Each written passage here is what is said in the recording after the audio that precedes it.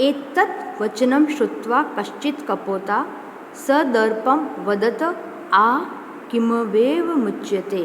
ऐसे वचनों को, वह जो कपोत राज था, जो चित्रग्रीव था, वह राजा था और एज वी अंडरस्टैंड कि जो राजा है तो वो बूढ़ा ही होगा या उम्र में ज़्यादा ही होगा, तो उसके ऐसे वचनों को सुनकर जो दूसरे सारे पिजन्स थे उन्हें क्या हुआ, घमंड हुआ और उन्होंने घमंड से कहा कि किमवेव मुच्यते, ये तुम क्या कह रहे हो, मतलब तुम जो कह रहे हो उसके हिसाब से तो हमें खाना खाना ही नहीं चाहिए।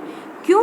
वृद्धानाम वचनम ग्राह्य आपत्काले युपस्थिते सर्वत्रैव विचारेण भोजनेप्य प्रवर्तनम।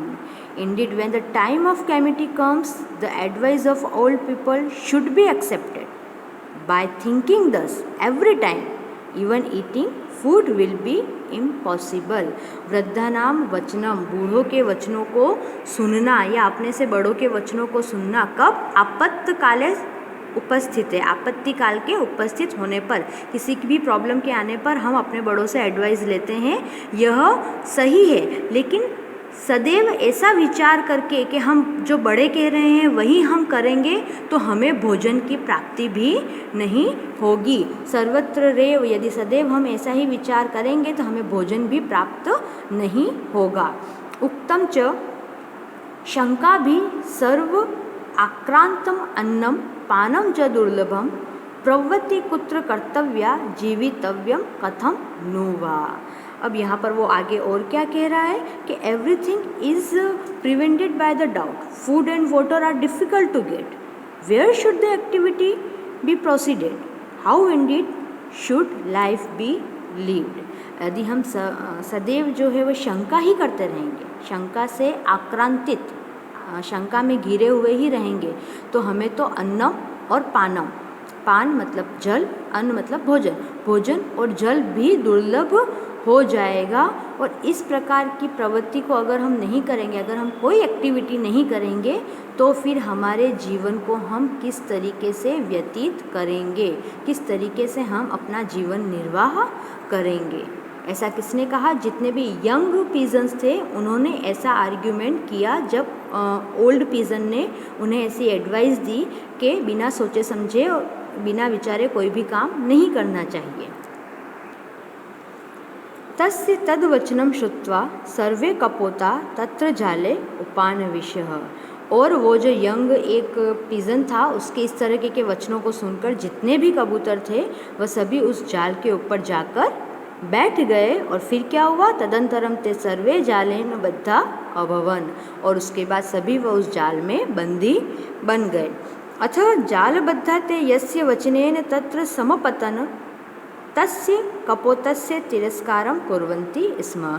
और जैसे ही वह सभी जाल में बंद हुए और उसी समय उन्होंने क्या किया, वो जो कबूतर था जिसने यह सब बात कही थी उसका क्या करने लगे? तिरस्कार करने लगे कि तुम्हारे कहने से ही हम यहाँ पर बैठे और हम सभी फंस गए।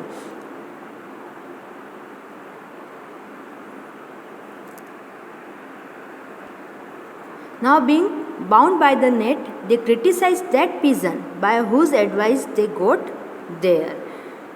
तस्य तिरस्कारम श्रुत्वा, उनका जो तिरस्कार था वह सुनकर, having heard him criticize, Chitragriva अवदत, Chitragriva said, विपत्ति काले, विपत्ति आने पर, विस्मय एव, विस्मय एव मतलब भूल जाना, का पुरुष लक्षण, इस तरीके से एक दूसरे को झगड़ना किसका लक्षण है? का पुरुष मीन्स जो कायर पुरुष है, जो कावर्ड पर्सन है, उसका लक्षण है कि विपत्ति काल आने पर वह अपना संयम खो देता है। तद अत्र धैर्य अवलंब्य इदानीमेव क्रियताम, अभी इस समय किसकी ज़रूरत है? धैर्य रखने की ज़रूरत है, अभी हमें पेशेंस रखने की ज़रूरत है। So holding on the courage, now let this be done. सर्वे एक चित्तीय भूय जालमादाय उड्डयताम।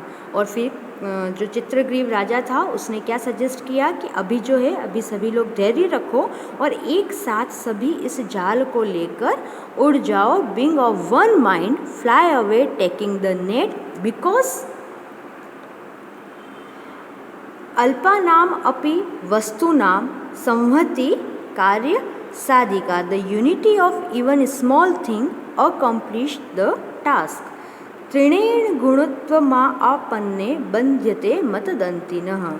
त्रिणय, तृण कहते हैं जो छोटी छोटी घास होती है। घास का क्या गुण होता है कि वह छोटी छोटी घासों को जोड़कर, घास के तिनकों को जोड़कर रस्सी बनाई जाती है, जो किसको बांधने के काम आती है? मतदंतिनः, जो एक बड़ा हाथी है जो मत में पागल सा होता है, उसे भी बांधने के लिए जिस रस्सी का यूज़ किया जाता है वह छोटे छोटे तिनकों को जोड़कर ही बनाई जाती है। The huge elephant can be tied with the rope made out of blades of grass. With the blade of grass, तृण छोटे छोटे घास के जो टुकड़े होते हैं उनसे बनाई जाती है।